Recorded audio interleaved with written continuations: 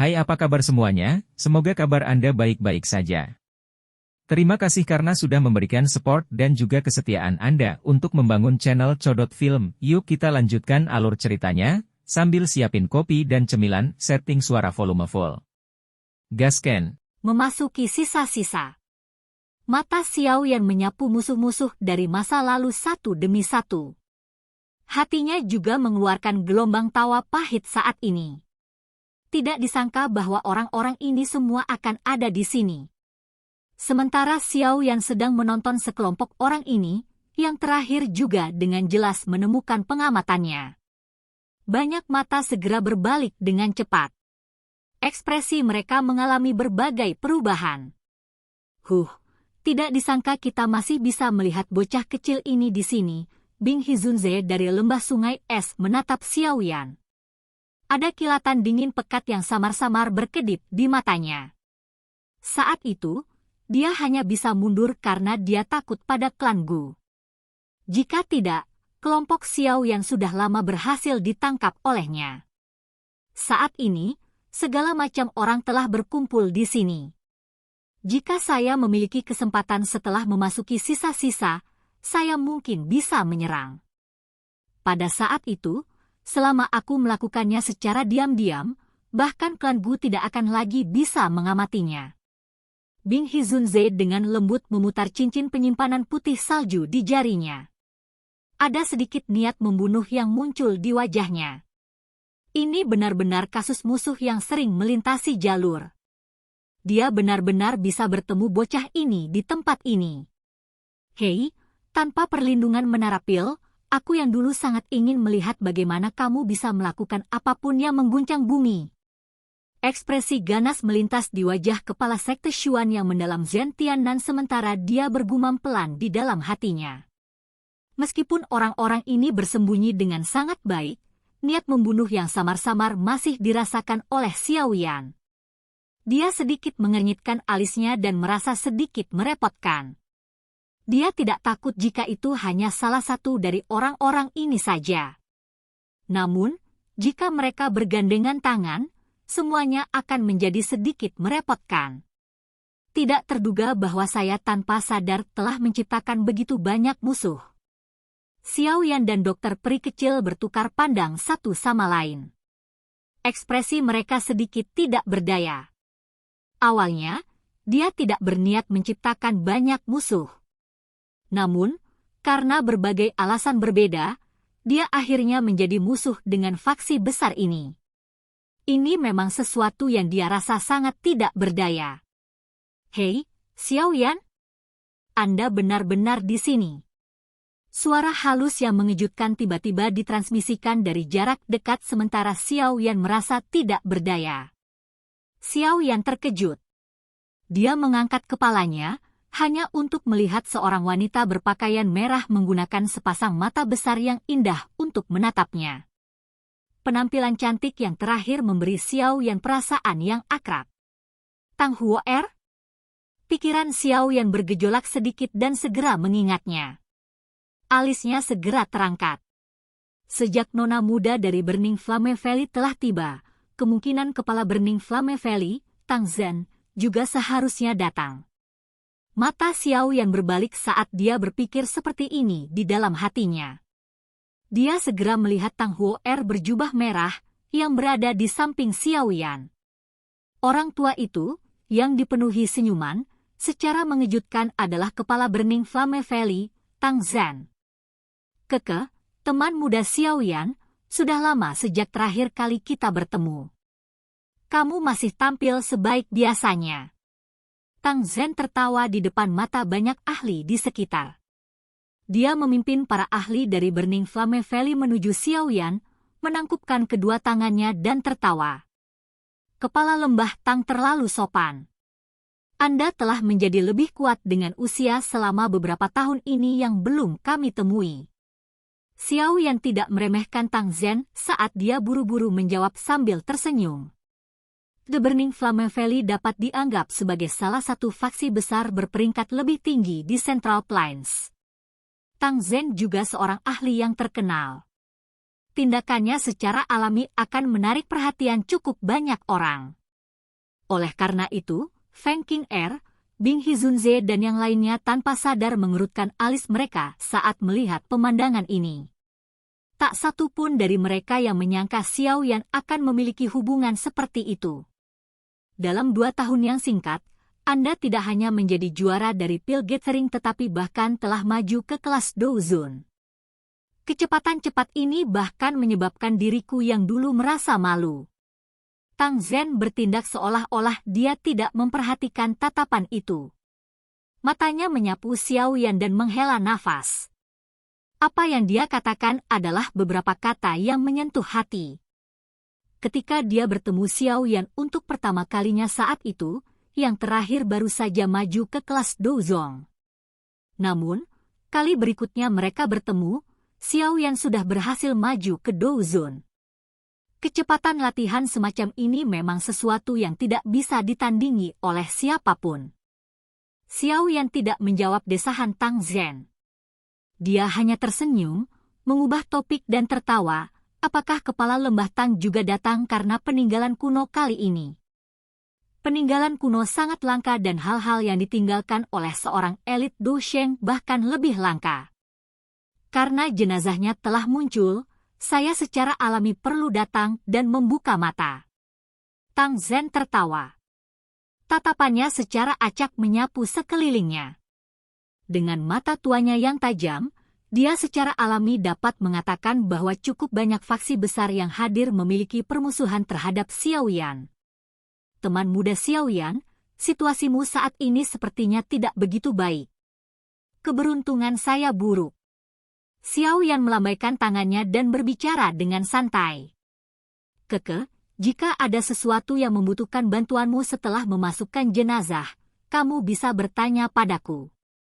Saat itu, Anda telah membantu saya yang dulu memurnikan pil bodhisattva api. Aku yang dulu masih berhutang budi padamu. Tang Zhen menjawab dengan lembut. Jika itu benar-benar datang sampai tahap itu, Xiao Yan pasti akan datang dan mencari bantuanmu. Xiao Yan tersenyum sedikit dan dengan lembut mengangguk. Alasan Tang Zhen bersedia membantunya menyinggung faksi-faksi besar yang kuat ini sebagian karena bantuan dari penyempurnaan pil saat itu, tetapi sebagian besar kemungkinan besar karena identitas Xiao Yan yang lain. Seorang guru alkemis bintang 8 dan juara Pil Gathering. Seorang guru alkemis adalah eksistensi yang akan diperebutkan oleh banyak faksi besar dimanapun dia berada. Bantuan penyempurnaan pil mungkin tidak cukup bagi Tang Zhen untuk melangkah maju saat ini. Namun, jika seseorang menambahkan status guru alkemis ini, itu sudah cukup. Xiao Yan dari masa itu mungkin tidak benar-benar dipandang oleh Tang Zhen seperti ahli dari generasi yang lebih tua. Namun, Xiao Yan saat ini sudah memiliki kualifikasi untuk dipandang serius oleh Tang Zhen.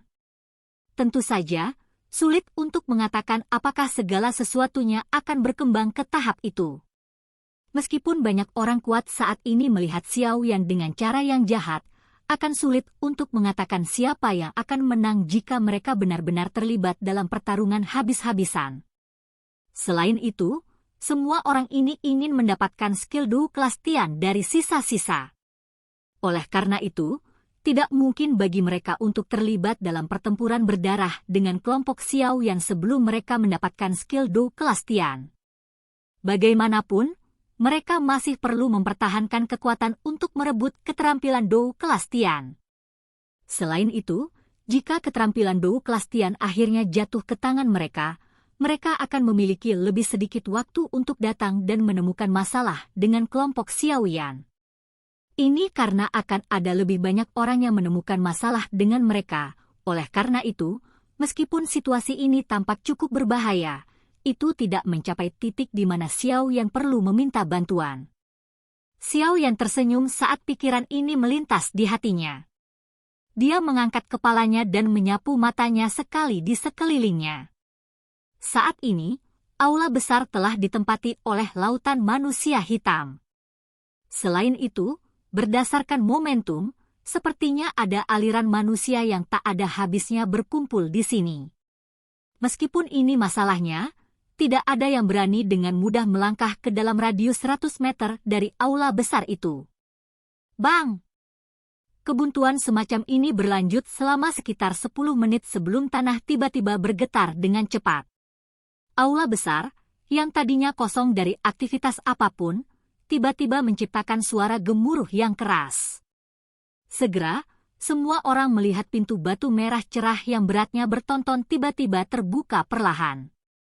Terowongan hitam gelap terungkap di belakangnya. Pintu masuknya telah dibuka.